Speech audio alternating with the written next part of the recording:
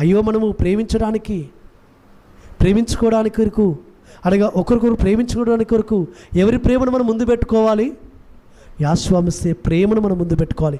మనం దూరస్థులమైండగానే, మనం శత్రువులమైండగానే, మనం అవిధేయమైన స్థితిలో ఉన్నప్పుడే ఆయన మనల్ని ప్రేమించాడు, మన కొరకు ప్రాణం పెట్టాడు. ఆ సహోదరుడు నన్ను ప్రేమిస్తున్నాడా? ప్రేమిస్తేనే నేను ప్రేమిస్తా. ఆ సహోదరుని ద్వేషిస్తున్నాడు కదా, ఆ సహోదరును అయ్యో చులకనగా చూస్తున్నాడు కదా, ఆ సహోదరుని అయ్యో నన్ను అవమానపరుస్తుంది కదా అనే విధానంలో మనం ఉండి మన సహోదరుని మనము ఆ వ్యక్తి ద్వేషించినట్టుగా మనం కూడా ద్వేషిస్తే మన మీద ఎలోహిం ఆత్మ నిలిచి ఉండదు సుమా. ఎలోహిం ఆత్మ ఎవరిలో నిలిచి ఉంటుంది? ఎవరి మీద నిలిచి ఉంటుంది?